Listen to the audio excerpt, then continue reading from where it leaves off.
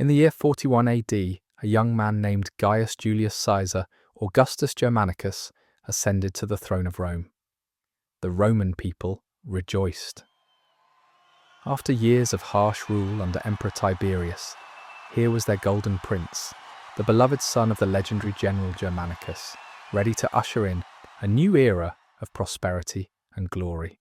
They called him by his childhood nickname, Caligula, meaning little boots, a reference to the miniature military sandals he wore as a boy among the legions. But what the Roman people didn't know was that their new emperor carried within him the seeds of his own destruction. And those seeds would soon sprout into something so monstrous, so utterly depraved, that even hardened Roman citizens would whisper in terror about what their beloved prince had become.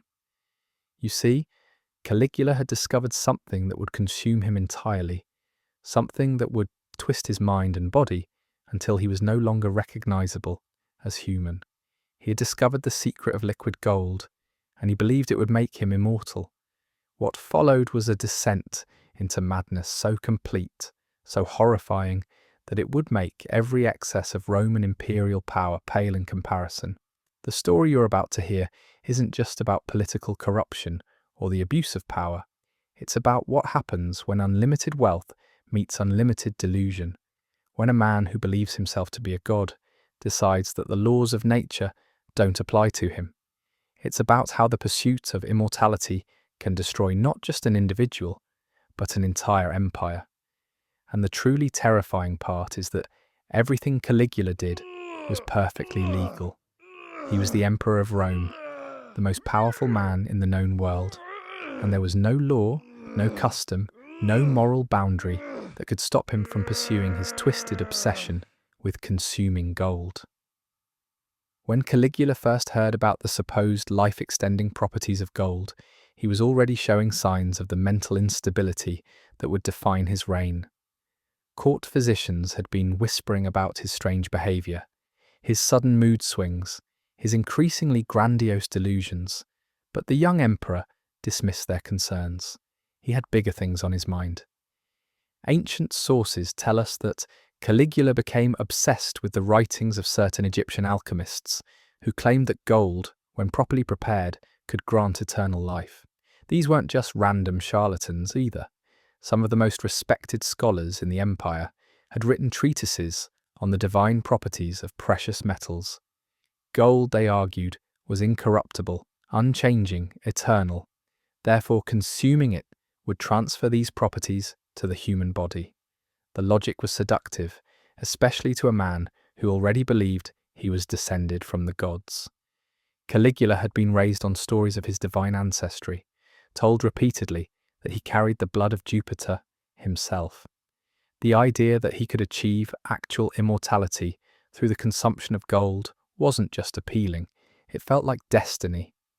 But here's where Caligula's story takes a truly sinister turn.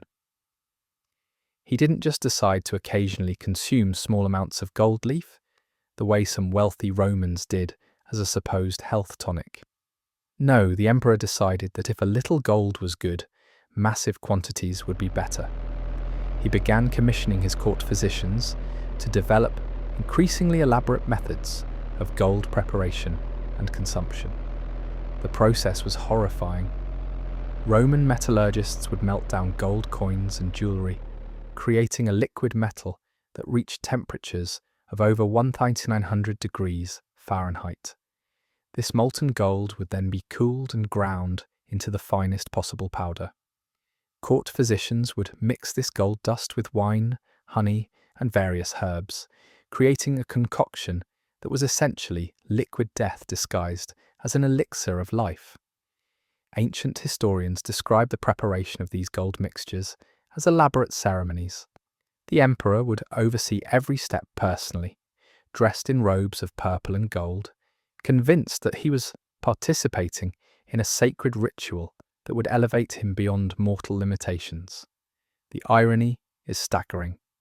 Here was a man who commanded 30 legions, who ruled over 60 million people, who had access to the greatest libraries and minds of the ancient world, and he was systematically poisoning himself with heavy metals while believing he was achieving godhood. The first signs of gold poisoning appeared within months. Caligula's skin began to take on a strange, greyish pallor. His hair started falling out in clumps. His fingernails turned black and brittle.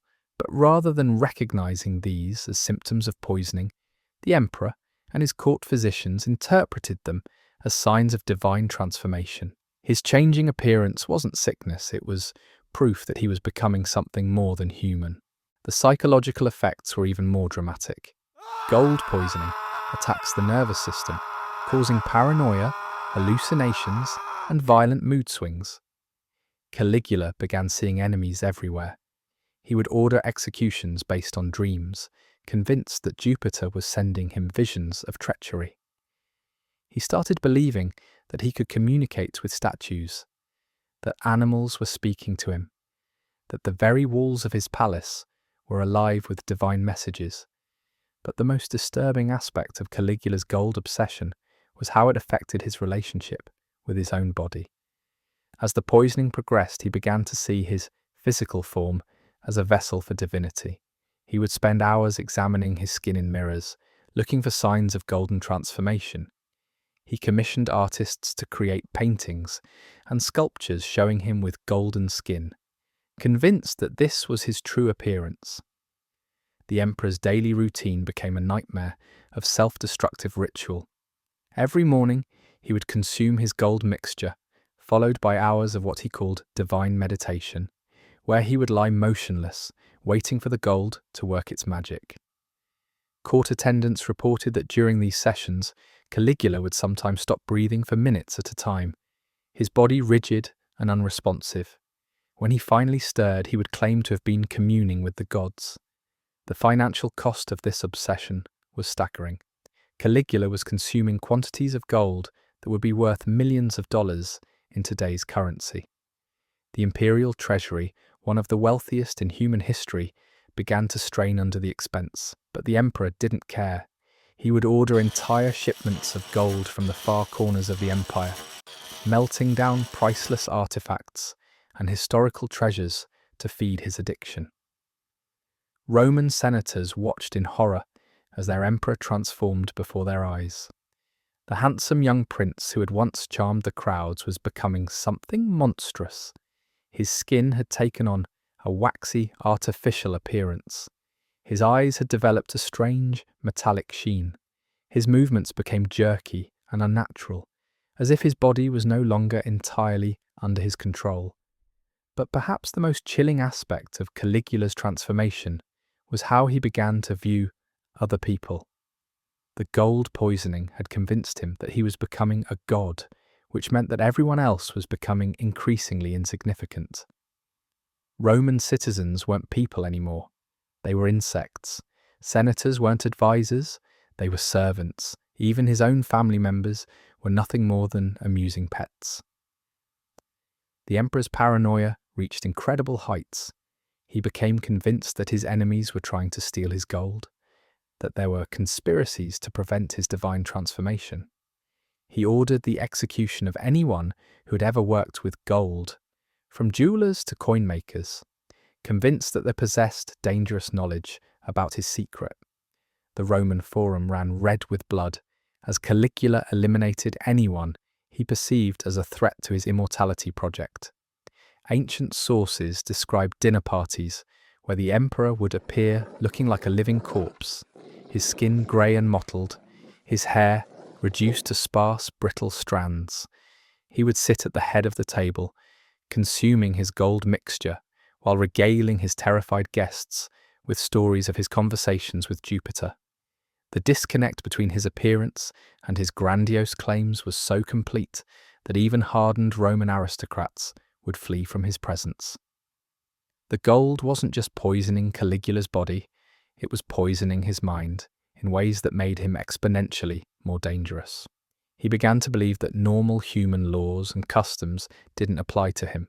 He could take whatever he wanted, kill whoever annoyed him, reshape reality according to his whims. The combination of absolute power and heavy metal poisoning created a monster unlike anything Rome had ever seen. Court physicians, terrified of contradicting the emperor, began to enable his delusions. They would examine his deteriorating body and pronounce it evidence of divine transformation. They would measure his gold consumption and declare it proof of his supernatural constitution. These men, who should have been healing their patient, instead became accomplices in his slow suicide. The physical effects of chronic gold poisoning were becoming impossible to ignore. Caligula's digestive system was failing. He could barely keep food down, which he interpreted as his body no longer needing mortal sustenance. His nervous system was deteriorating, causing tremors and seizures that he claimed were moments of divine possession. His kidneys were shutting down, causing his body to retain fluids and giving him a bloated, grotesque appearance.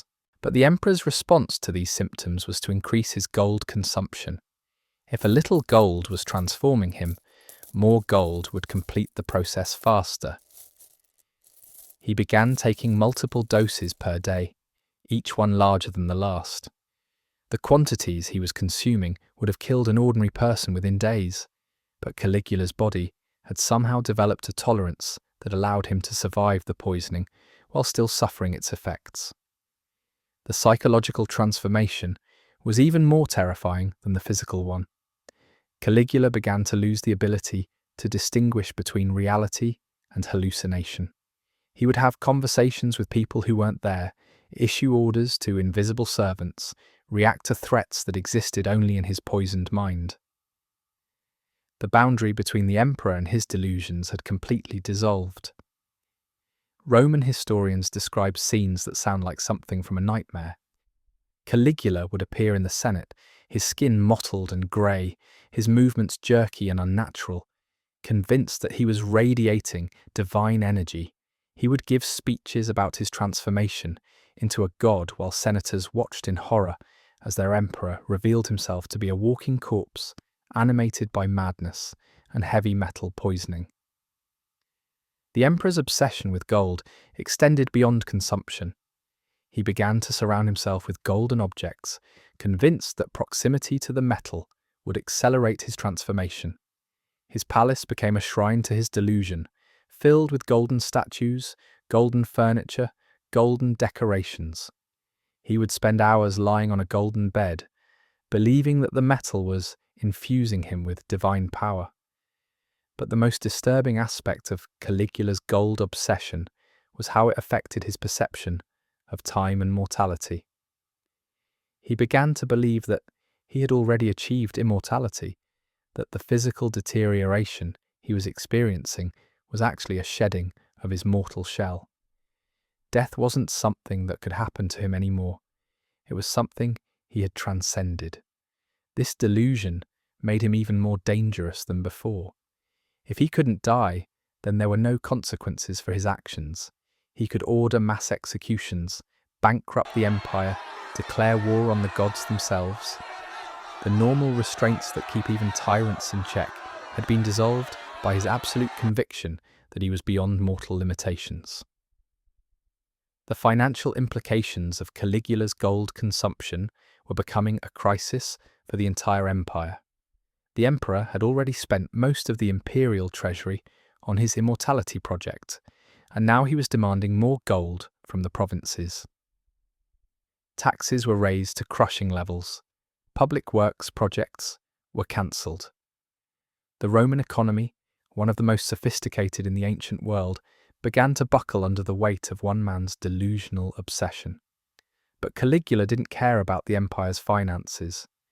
In his poisoned mind, money was irrelevant because he would live forever. Why worry about economic stability when you were going to rule for eternity?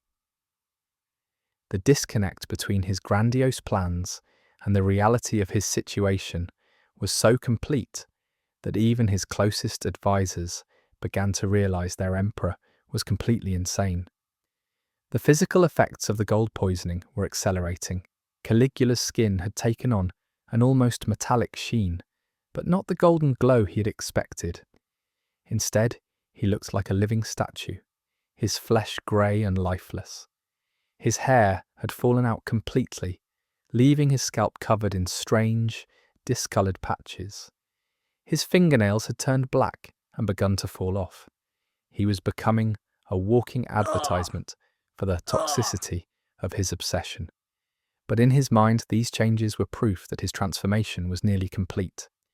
He would examine his deteriorating body in mirrors and see evidence of divinity. The grey skin was the colour of precious metal. The hair loss was unnecessary ornamentation falling away. The nail damage was his body preparing for its new immortal form.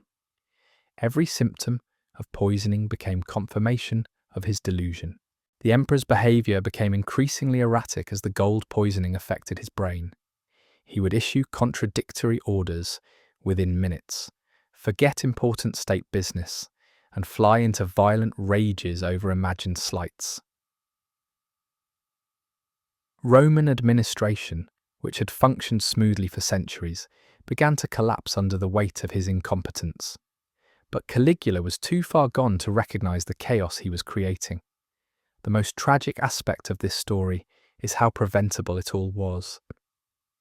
If Caligula had consulted with genuine physicians instead of enabling court doctors, if he had been willing to question his own delusions, if anyone around him had been brave enough to tell him the truth about what he was doing to himself, the entire catastrophe could have been avoided. But the combination of absolute power and heavy metal poisoning had created a situation where reality itself became negotiable.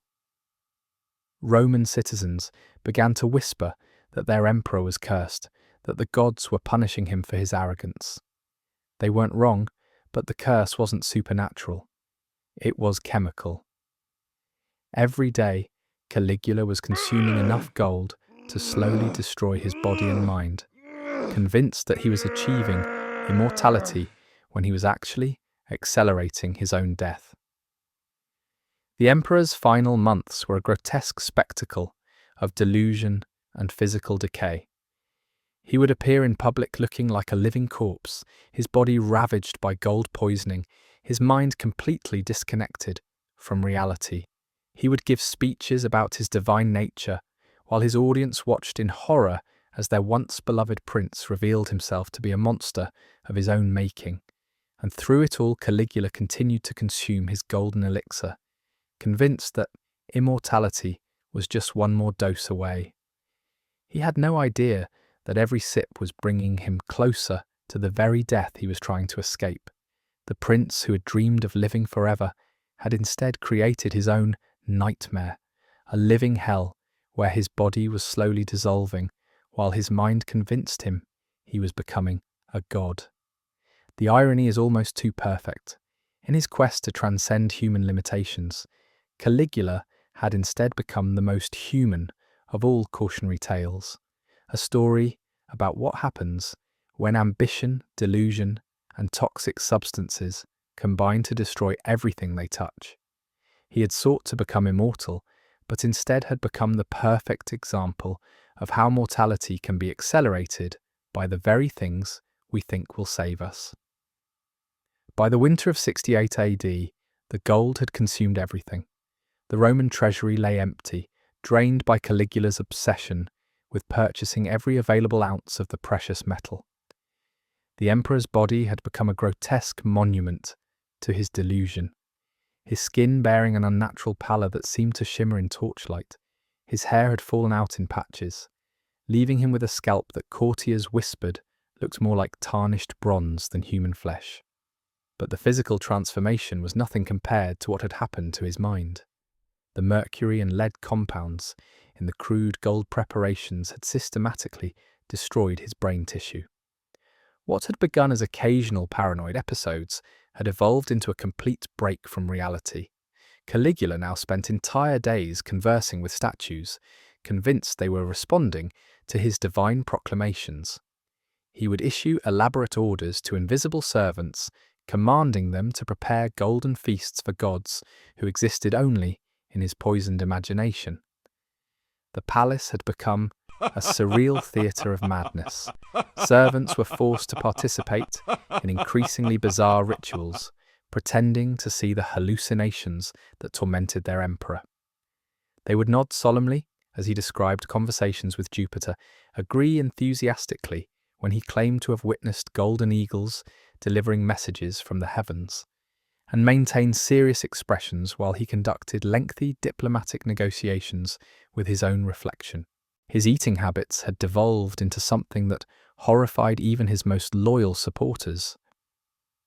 Caligula would consume nothing that wasn't somehow infused with gold.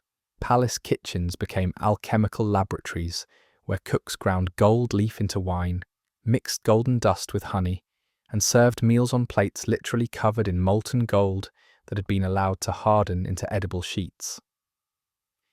The emperor would sit at banquets, his mouth stained yellow from the metallic residue, lecturing terrified guests about the divine properties of his diet, while golden spittle dripped from his lips. The hallucinations had become so vivid that Caligula could no longer distinguish between his delusions and reality.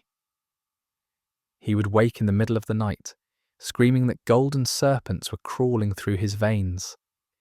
Palace guards would find him standing naked in his chambers, scraping at his skin with golden implements, trying to extract what he believed were precious metals growing beneath his flesh. The wounds would become infected, but he refused medical treatment, insisting that the pus was actually liquid gold that needed to be preserved. His paranoia had reached levels that made governing impossible. Caligula became convinced that everyone around him was trying to steal his golden essence. He would accuse senators of plotting to drain his blood to extract its supposed gold content. He ordered the execution of anyone who looked at him for too long, believing they were trying to absorb his divine radiance through their eyes. The Roman Senate had essentially ceased to function, as members either fled the city or lived in constant terror of the emperor's next accusation. The emperor's relationship with his own body had become deeply disturbed. He would spend hours examining himself in polished golden mirrors. Convinced that he was slowly transforming into living metal, he claimed his bones were becoming golden, his organs were transmuting into precious substances, and his blood was turning into liquid treasure. Palace physicians who dared to examine him reported that his pulse was irregular, his breathing laboured, and his reflexes severely impaired. But Caligula interpreted these symptoms as proof of his divine evolution. His speech had deteriorated to the point where even his closest advisors struggled to understand him. The neurological damage from heavy metal poisoning had affected his ability to form coherent sentences. He would begin proclamations with grandiose declarations about his godhood, then dissolve into incomprehensible rambling about golden cities in the sky and conversations with deceased emperors who had supposedly achieved immortality through similar means. The emperor's sleeping patterns had become completely erratic. He would remain awake for days at a time, pacing through the palace corridors, muttering about golden conspiracies and divine revelations. When exhaustion finally overcame him, he would collapse wherever he stood, often in the middle of important state functions. Guards would find him unconscious on the floor of the throne room, his body convulsing as the toxins in his system continued their devastating work. His relationship with food had become a source of both fascination and revulsion for those forced to witness it. Caligula would only eat while surrounded by golden objects, claiming that proximity to the metal enhanced the nutritional value of his meals. He insisted that his food be served on golden plates, eaten with golden utensils, and accompanied by golden wine vessels. Even then, he would often refuse to eat for days, claiming that he was sustaining himself purely on the golden essence he had accumulated in his body. The emperor's hygiene had deteriorated catastrophically. He refused to bathe with ordinary water, insisting that only water mixed with golden flakes could cleanse his divine form. The result was an accumulation of grime and metallic residue that gave his skin a mottled, diseased appearance. His fingernails had grown long and yellowed, and he claimed they were becoming golden talons that proved his transformation into a divine being. Palace life had adapted to these delusions in ways that would have been unthinkable under any previous emperor. Servants learned to agree with his most outrageous claims, nodding seriously when he described flying through golden clouds or receiving divine messages through golden lightning. They would pretend to see the hallucinations he described, expressing appropriate awe when he pointed out invisible golden eagles or claimed to be communicating with golden statues.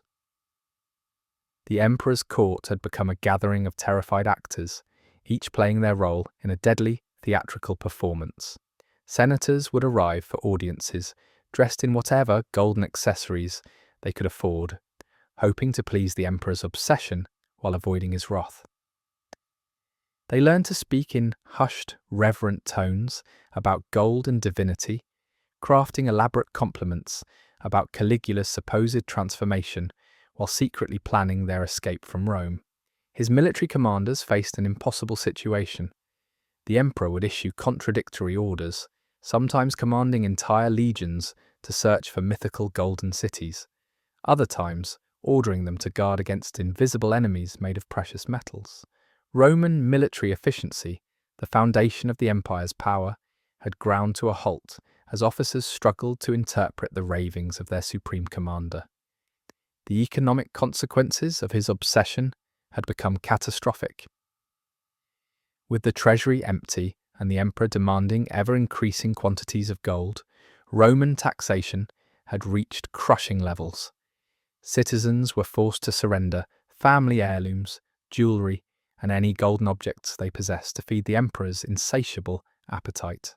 Trade had virtually ceased, as merchants refused to bring their goods to a city ruled by a madman who might confiscate their wealth on a whim. The emperor's relationship with his own mortality had become increasingly complex. While he claimed to be achieving immortality through gold consumption, his body was clearly failing. He would oscillate between grandiose declarations about his eternal life and moments of terror when he realized something was seriously wrong with his physical condition. These brief moments of clarity were perhaps the most disturbing aspect of his condition, as they revealed that somewhere beneath the madness, the man who had once been a beloved young emperor was still trapped, watching helplessly as his mind disintegrated. By early 69 AD, even his most loyal supporters had begun to recognize that the situation was unsustainable. The emperor's condition was deteriorating rapidly, and the empire itself was beginning to crumble under the weight of his delusions. Whispered conversations in dark corners of the palace began to focus not on whether Caligula would recover, but on how much longer the empire could survive his madness. The golden dream that had begun as a quest for immortality had become a nightmare of imperial proportions. The emperor, who had sought to become a god through the consumption of gold, had instead become a cautionary tale about the dangers of unchecked power, toxic obsession, and the human cost of believing one's own delusions. His transformation from beloved ruler to mad tyrant would soon reach its inevitable conclusion, but not before leaving scars on the Roman Empire that would take generations to heal. By the time autumn of 67 AD arrived, the man who had once been Rome's golden prince had become something altogether different, something monstrous. Caligula's transformation was now complete, and what stood before the cowering senators and citizens of Rome was no longer recognizably human. The emperor's physical deterioration had accelerated beyond all medical understanding. His skin had taken on an unnatural greyish pallor, mottled with dark patches that physicians whispered looked like metal poisoning from the inside out. His hair, once thick and lustrous, had fallen out in great clumps, leaving behind a scalp that appeared almost reptilian in its texture.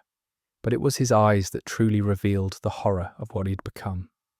They had developed a golden sheen that seemed to glow in dim light, creating an otherworldly effect that made even his most loyal guards flinch when he looked directly at them.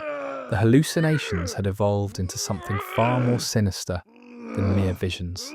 Caligula now claimed he could see the future, written in golden letters that floated through the air around him. He would stand in the middle of court sessions, frantically grabbing at invisible text while muttering about prophecies and divine revelations.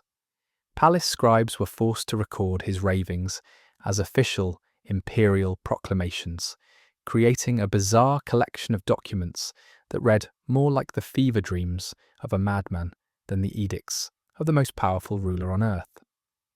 His paranoia had reached levels that defied comprehension.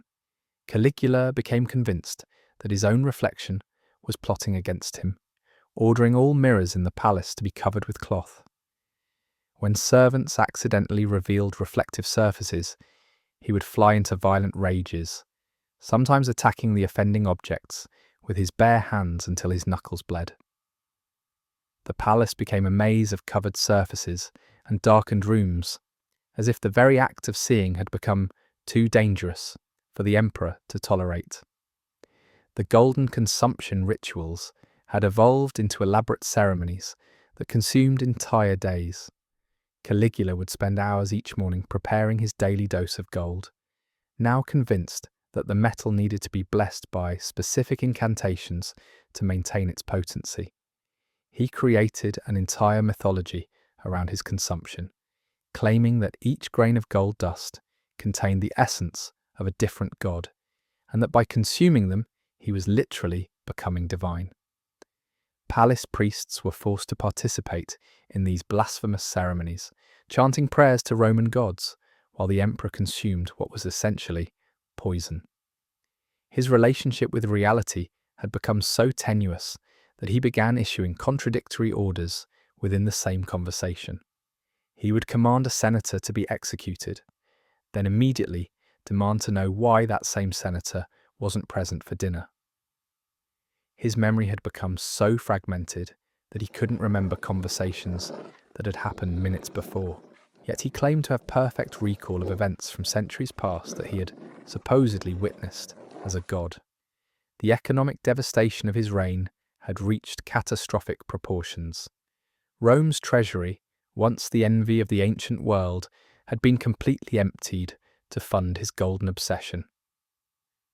The emperor had ordered the confiscation of gold from temples, private citizens, and even funeral goods from tombs. Roman soldiers were dispatched across the empire with orders to strip gold from public buildings, creating a reign of terror that made Caligula's name synonymous with destruction and madness. Trade throughout the empire had ground to a halt as merchants refused to accept Roman currency, knowing that any gold they possessed would eventually be seized for the emperor's consumption. Cities that had thrived for centuries under Roman rule found themselves sliding into poverty and chaos as the economic foundation of the empire crumbled beneath the weight of one man's delusion. The physical toll of his metal consumption had become impossible to hide.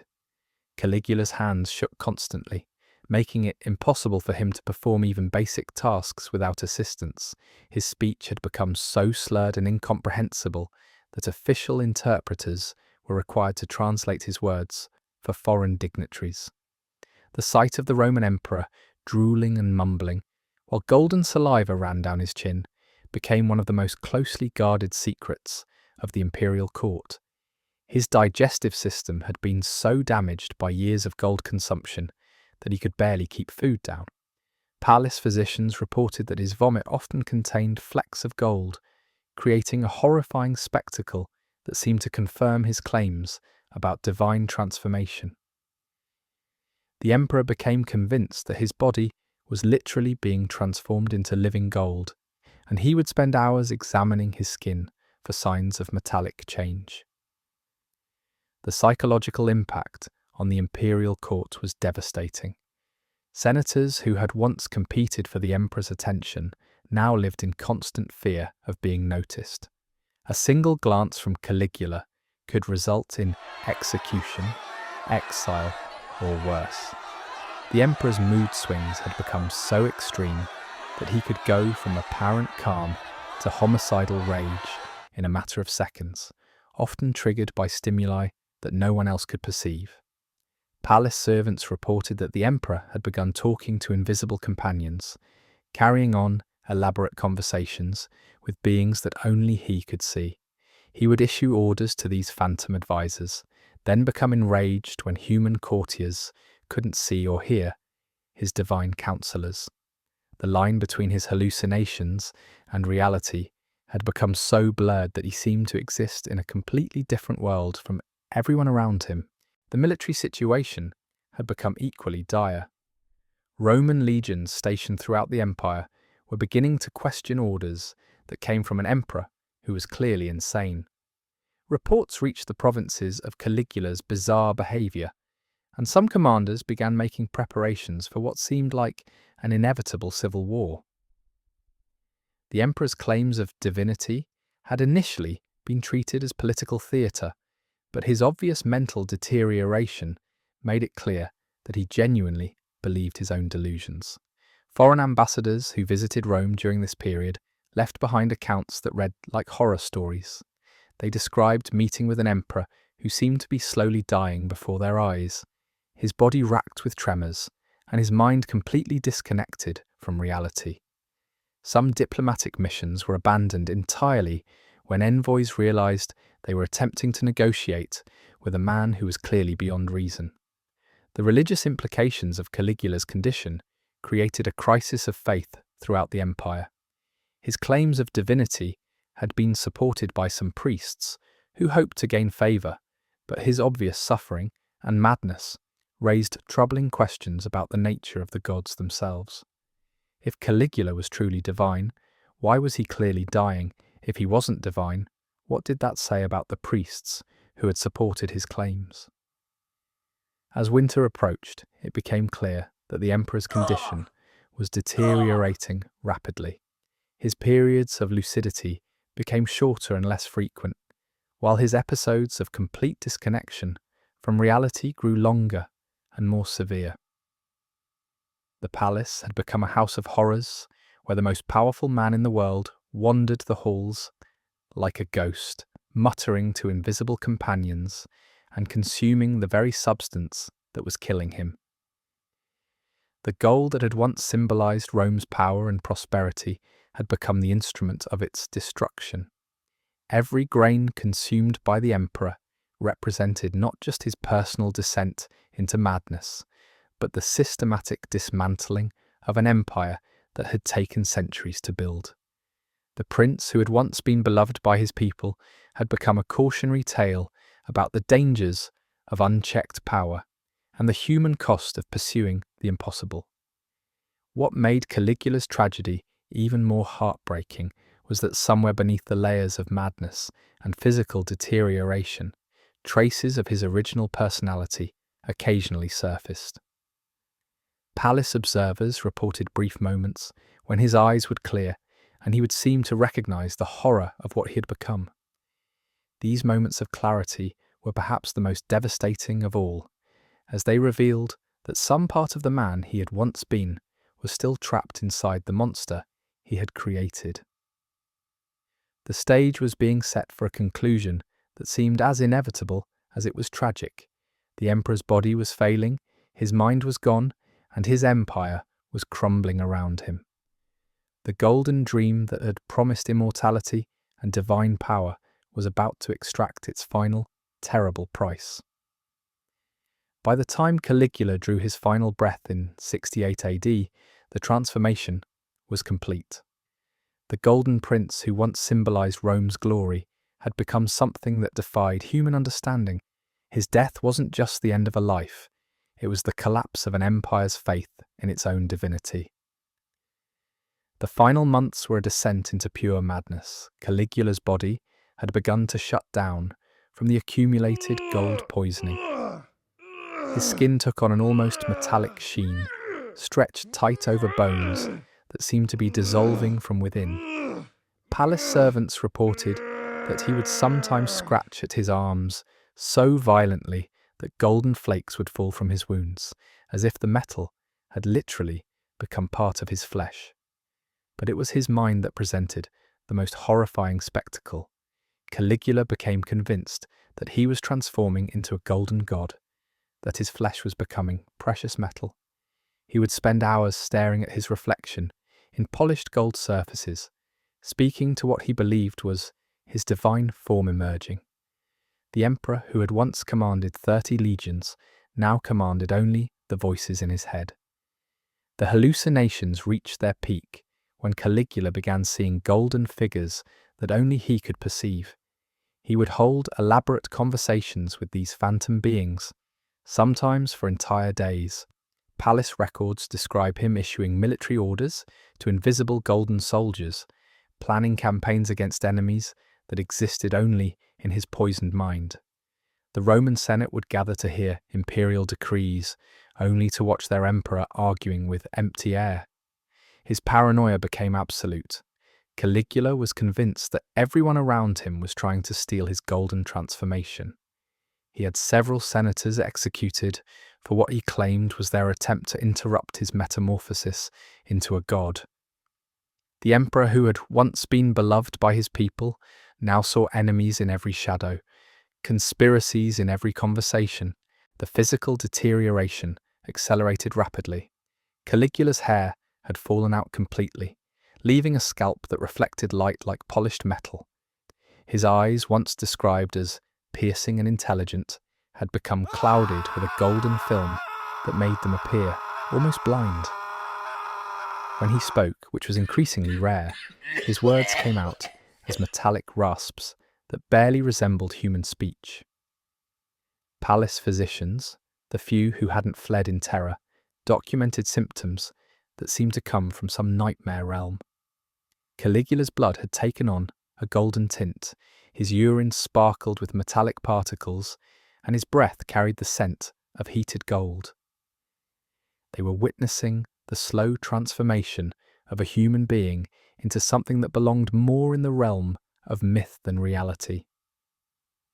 The emperor's final obsession was the construction of a golden tomb for himself.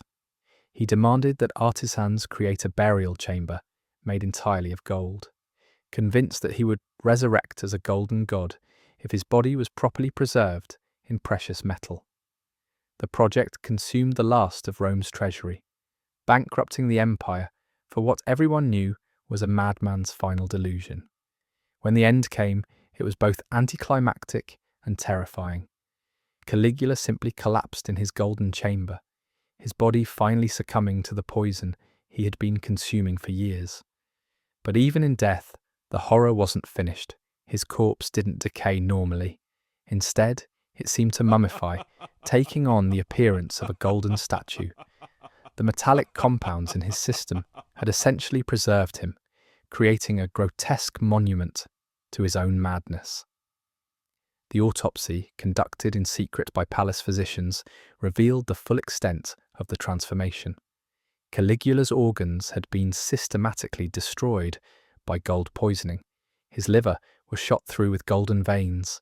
His kidneys had crystallized into metallic formations, and his brain tissue had been replaced by what appeared to be golden deposits.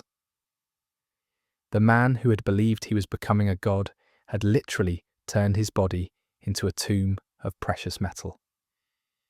But perhaps the most chilling discovery was found in his stomach.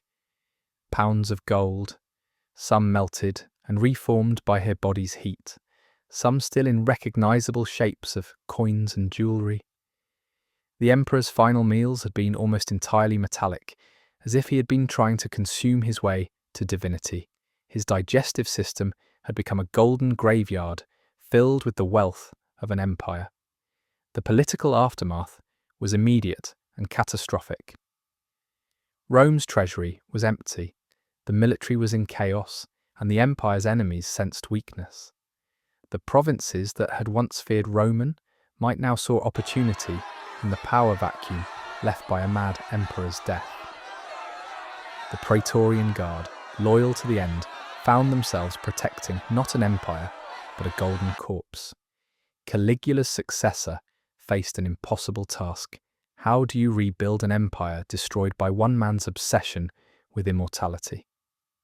The new emperor ordered all of Caligula's golden artifacts melted down to fund the military, but the damage was done. Rome's golden age had ended with a golden madman, and the empire would never again reached the heights it had known before one prince decided to drink his way to godhood. The story of Caligula became a cautionary tale whispered in the darkest corners of Roman society. Parents would warn their children about the dangers of wanting too much, of believing yourself above human limitations. The prince who had once embodied Rome's greatest aspirations had become a symbol of humanity's capacity for self-destruction. In the end, Caligula achieved a form of immortality, but not the kind he had sought. His golden corpse was eventually entombed in a vault beneath the palace, where it remained as a reminder of what happens when absolute power meets absolute madness. The man who had drunk gold to become a god had succeeded only in becoming a monster, preserved for eternity in the very metal that had destroyed him. The discovery of Caligula's tomb centuries later would provide the final chilling confirmation of his descent into madness. When archaeologists first broke through the sealed entrance, they were met with an otherworldly sight that defied all expectations. The chamber walls were indeed covered in gold leaf, but it had long since tarnished and peeled away, creating a grotesque mosaic of decay and former splendour. More disturbing still was the emperor's preserved remains, which bore the unmistakable signs of chronic gold poisoning. His bones had taken on an unnatural golden hue, and chemical analysis revealed gold concentrations thousands of times higher than normal human levels. The tomb itself told the story of a man who had completely lost touch with reality. Inscriptions carved into the walls proclaimed his divine status, describing him as the golden god emperor who had achieved immortality through his sacred consumption of liquid gold. Personal effects found within the chamber included dozens of golden cups, each showing evidence of use, and detailed scrolls documenting his various gold ingestion methods. Most haunting of all were the mirrors, their surfaces still reflecting a strange metallic sheen that seemed to capture and hold light in unnatural ways. Modern medical experts who have studied the evidence conclude that Caligula's symptoms perfectly align with severe heavy metal poisoning. The hallucinations, paranoia, physical deterioration, and cognitive decline all point to a systematic destruction of his nervous system by the very substance he believed would grant him eternal life. The irony is profound. In his quest for immortality, he had chosen the very method that would ensure his death. The political ramifications of Caligula's golden obsession extended far beyond his own demise. His reign of terror and erratic decision-making had fundamentally weakened the Roman Empire's institutions. The treasury, depleted by his expensive experiments and golden construction projects, left Rome vulnerable to external threats. The Senate, terrorized by his unpredictable behavior, had grown weak and ineffective. Military commanders, disgusted by his increasingly bizarre orders, had begun to question the very foundation of imperial authority. Perhaps most tragically, Caligula's story represents a cautionary tale about the corrupting nature of absolute power when combined with mental illness. Historical accounts suggest that he may have shown early signs of psychological instability even before his gold obsession began. The unlimited resources and unchecked authority of the imperial throne simply provided the means for his delusions to manifest in increasingly destructive ways. The scientific understanding we have today makes Caligula's fate seem inevitable. Gold, while chemically inert in its pure form, becomes highly toxic when dissolved in acids or consumed in certain preparations. The alchemical methods available in ancient Rome would have created solutions containing gold chloride and other compounds that are particularly harmful to human tissue. Each golden cup that Caligula raised to his lips was another step toward his own destruction. The legacy of the Golden Emperor serves as a reminder that the pursuit of power, immortality, and divine status often leads to the very destruction one seeks to avoid. Caligula's story has echoed through history, inspiring countless tales of hubris and downfall. His reign, though brief, fundamentally altered the trajectory of the Roman Empire and demonstrated the catastrophic consequences that can result when madness and authority intersect. Today, as we reflect on this ancient tragedy, we are reminded that the most dangerous enemies are often those we create ourselves. Caligula's golden cups, his liquid immortality, and his divine delusions were all products of his own making. In the end, the prince who drank gold and went insane became not a god, but a cautionary tale that continues to resonate nearly 2 millennia after his death.